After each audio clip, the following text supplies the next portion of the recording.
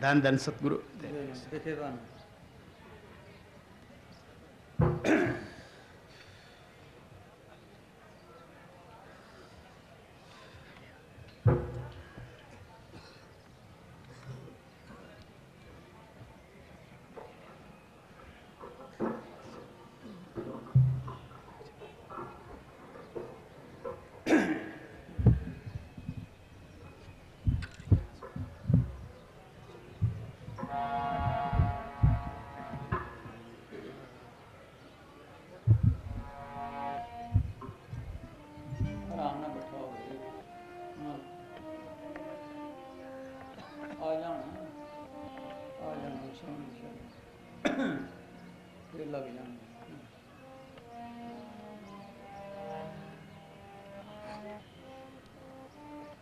सुनोगे गौर ना,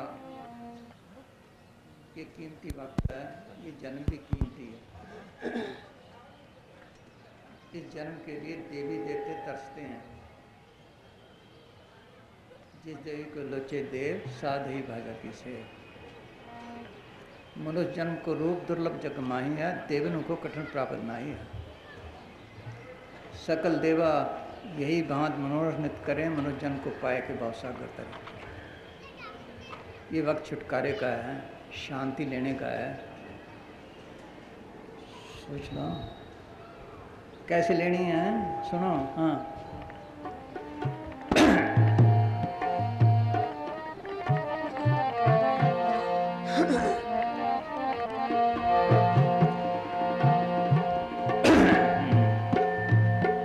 धन धन सतगुरु तेरा ही आसरा।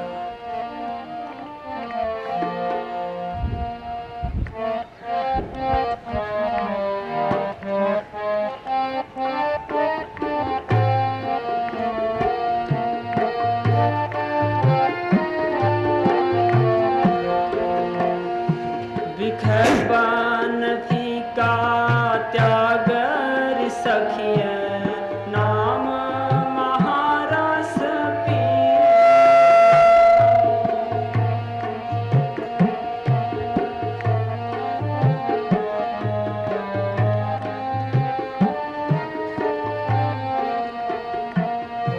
बिखरबान फीका त्यागर सखिया नाम महारस पियो।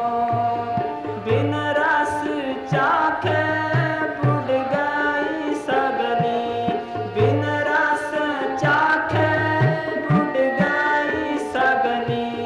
सुखी न होवत जियो, सुखी न होवत जियो। फिर वो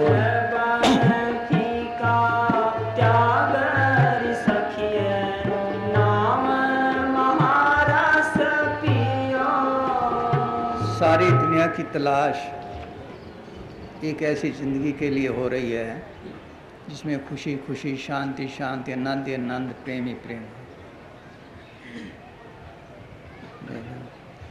इसी के लिए किसी ने बादशाहियों में तलाश की, तपोराज राजा नरक, किसी ने विषय विकारों में, इंद्रिय लज्जतों में। जितनी लज्जतें ली उतने दुख उठाए। बहुत स्वादों दुख पापत होवे, भोगे रोग स्वंत भोगे।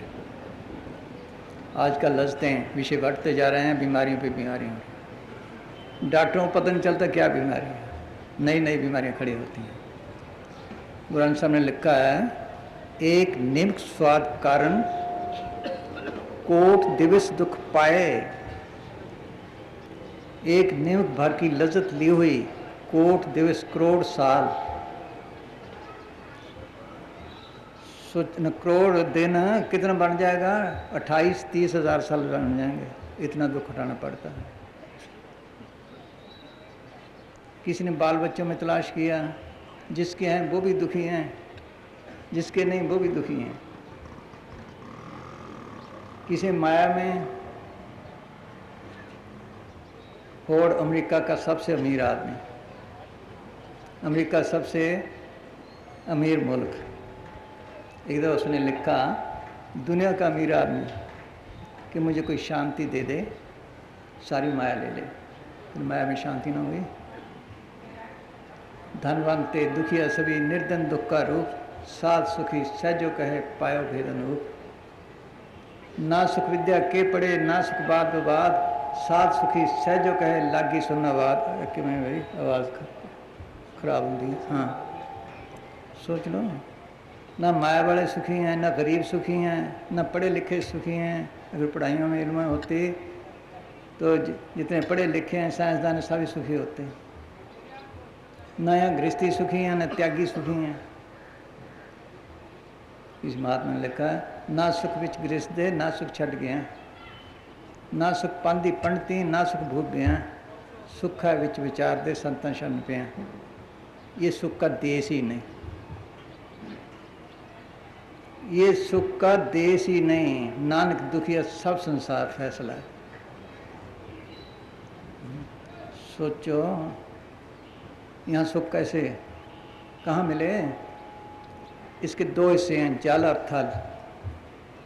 पानी की तरफ जाओ, बड़े बड़े मगरमच्छ बड़ी मच्छियों खा जाते हैं, बड़ी मच्छियों से छोटी से खा जाए, उससे छोटी उससे वो कीड़े मकोड़ों खा जाते हैं। हवा की तरफ जाओ, बाज चिड़ियों खा जाते हैं, चिड़िया कीड़े मकोड़ों खा जाते हैं, कीड़े मकोड़े दानों खा जाते हैं। देख लो, जंगलों की तरफ जाओ, शेर गिद्ध बघेड़ों खा जाते हैं, वो बकरियों भेड़ बकरियों खा जाते हैं, वो पौधों खा जाती है। जहाँ ये हाल एक दूसरे को खाएं वो सुख का देश हो सकता है? त्रिलोकी के दायरे तक कोई सुख का देश नहीं, कोई सुखी नहीं। फकीरों ने देखा है। महात्मा जगजीवन साल कहते हैं, पपीहा जाए पुकारे पंछी नागे रोए, तीन लोग फिर आए हूँ बिंद खुले न कोए। ना स्वर्गों में सुख है ना नरकों में सुख, कहीं सुख नहीं। स्वर्गों का हाल पढ़ के तो देखो, विशिष्ट योग में पढ़ ही देते हैं।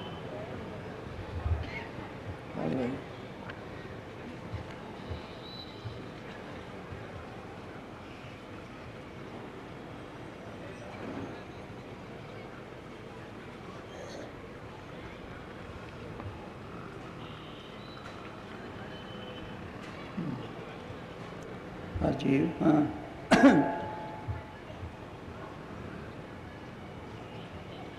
शुरू से उससे सारे करते हैं, वहाँ का हाल सुनो। धन सतगुरु तेरा ही आसा।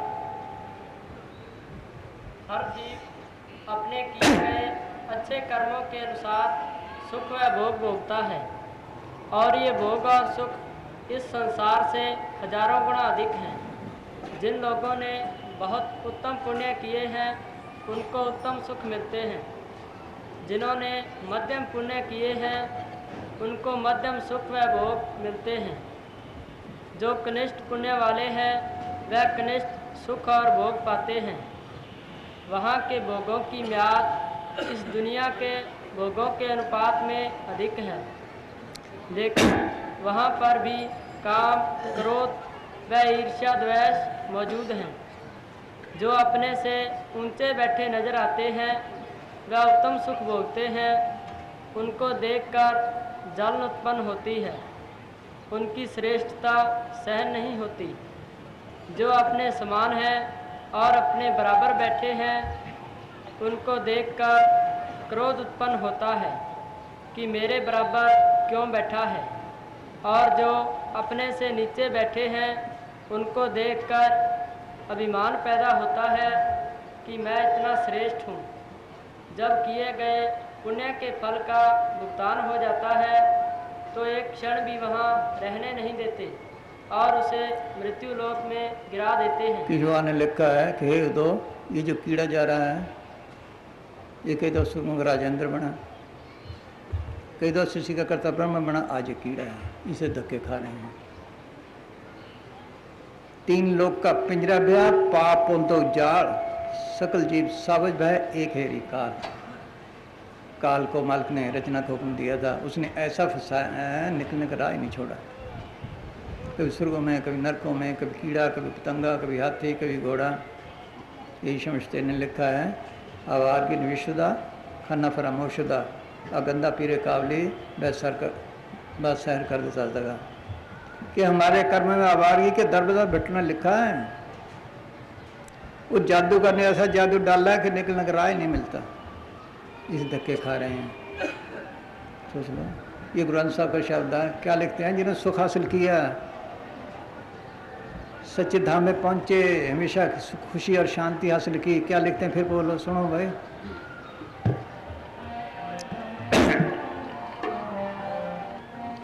बिखबन फीका त्याग रि सखिए, नाम महारस पियो। बिन रस चाखे बुढ़ गई सगली, बिन रस चाखे बुढ़ गई सगली। सुखी न होवत जियो, सुखी न होवत जियो। फिर बोल पहली घड़ी। हाँ,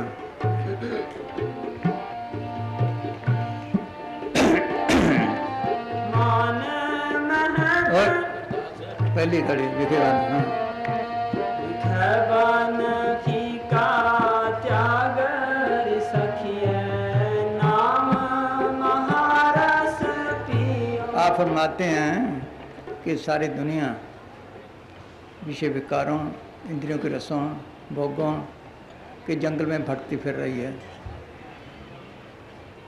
काम तो लोगों कार ने, इंद्रियों के रसों ने इसकी मिट्टी पलीत कर दी है। जैसे कोई आदमी किसी घने जंगल में फंस जाए, डाकुआं चढ़ जाए,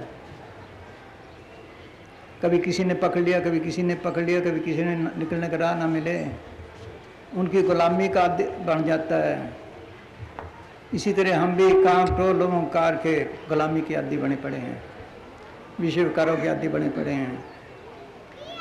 वो कहते हैं जंगल से निकलो, नाम का रस लो। रस, हर रस, महारस, अमृत आवे हाथ। मुंह से कहने की चीज नहीं, कोई लज्जत लेने की चीज है, जिसकी लज्जत के लेने से अंदर शांति आ जाती है, काम क्रोध की अग्नि बुझ जाती है, मन काबू आ जाता है, ये अपने घर पहुंच जाता है, हमेशा की अमृत पर भी प्राप्त होती है, सब भूखे मिट जाते हैं। उसका नाम अमृत है, उसका नाम रस है। हर का नाम अमृत है, जित पीते तिख जाए।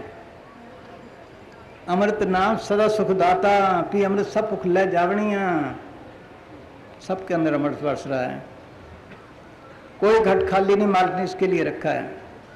गुरु का शब्द महारस